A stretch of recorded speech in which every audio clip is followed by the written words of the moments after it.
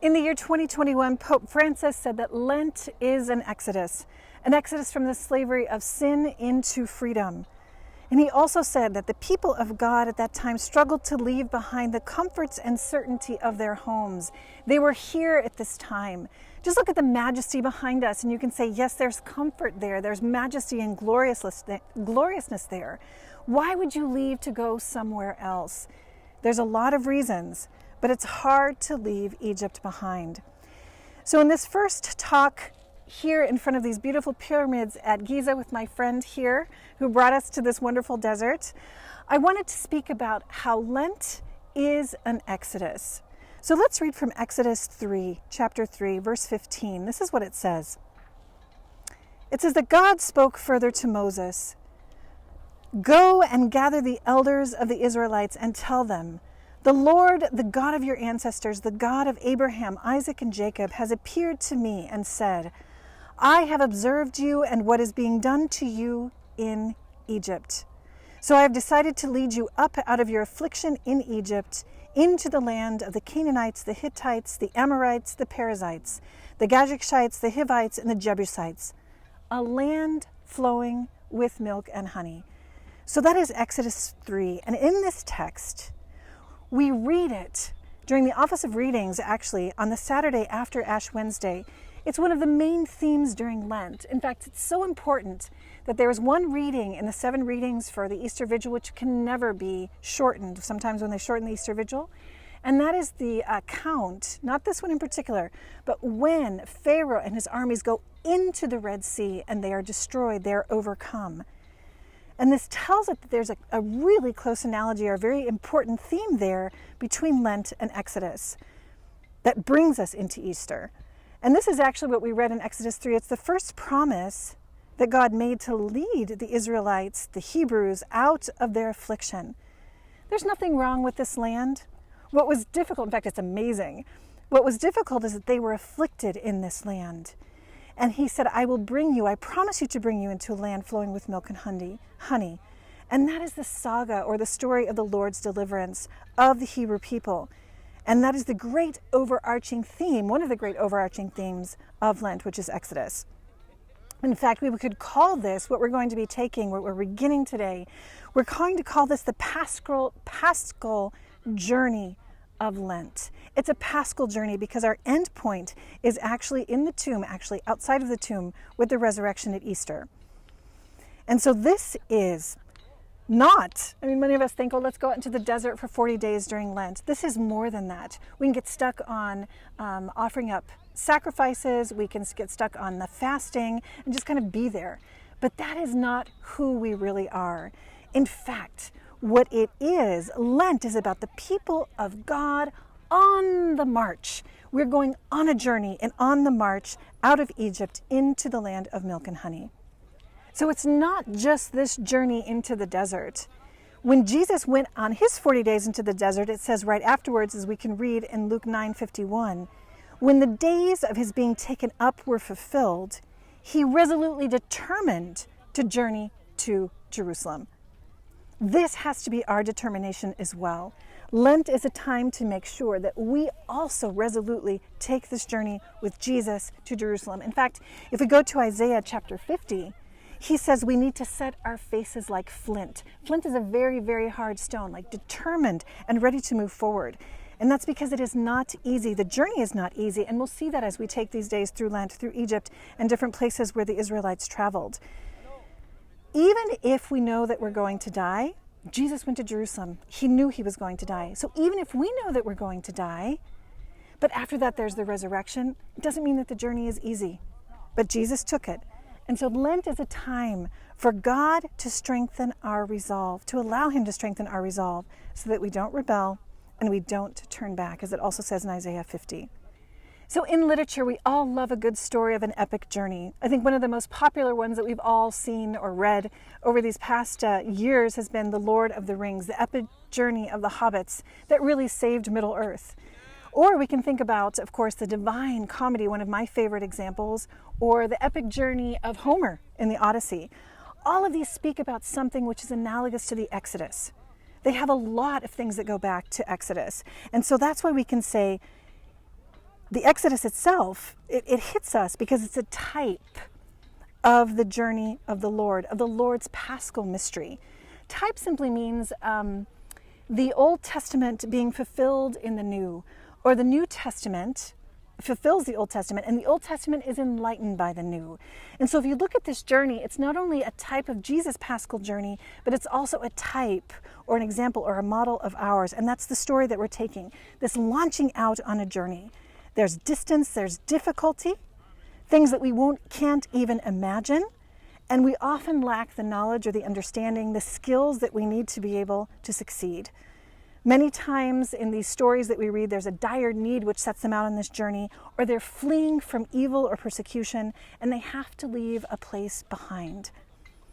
Now I want to read an example from Purgatorio, one of my favorite parts of the Divine Comedy. So near the beginning of the Purgatory, just as Dante and Virgil are leaving the Inferno, he writes about his experience, which is actually a beautiful description, or a very vivid description of what our Exodus journey is and what it will be also for the Hebrews as we follow this time. He says this: "We made our way along that lonely plain. Like men who seek the right path, they have lost, counting each step a loss till it is found. When we had reached a place where the cool shade came and the dew was on the grass, with his wide hands Virgil spread out his hands and made my face clean, restoring its true color, once buried underneath the dirt of hell." So we can see, or we can glance a little bit about what this journey is and what will happen as this true image of the dignity of who we are becomes more clear. So we see that all of these people in these epic journeys in this literature strive to leave behind forever a place of death and misery to come safely to a land of promise, where life will be so much better. But along the way, it's always a case that the mettle, the resolve and the capability of the adventurers will be and is tested. And this usually happens in a lot of different ways. If we think about, Sam and Frodo on their journey, it's a perfect example.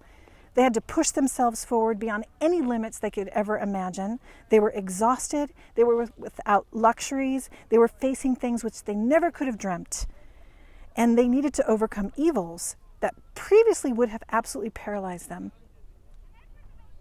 But as heroes, they grew. Their sense of purpose was deepened, and they persevered to the end. But there's also a very important thing here. Without the power of something outside, success would be impossible. Think about Gandalf and Galadriel, the help that they gave to Sam and Frodo. Or we can think about Virgil and Beatrice. Dante never would have been able to make his trip without them. And that grace, or that something from the outside, makes all the difference to the journey. And in that way, we can see that this is an analogy of the entire spiritual life, of our own journey through the desert and journey through Lent. This journey of faith is that we might be driven forward by need. We might be running away from something which is lethal. And we might face challenges which are beyond our power. And no matter how resolute we are, our determination to go up to Jerusalem or into the Promised Land, we could never make it alone.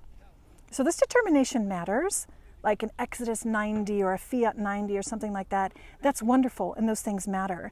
But we need God's grace to make this journey. Both a grace that we look for, we beg for, we asked for, and even grace which is unlooked for, which just comes when we're not expecting it. Especially at times when we feel like we've been left alone or left to ourselves. But we have to remember, just like the Israelites when they left here, God is always with us. He was before us as a fire by night and a cloud by day. He stands at the head of our company, and this is why we go in a group. How does he stand before us?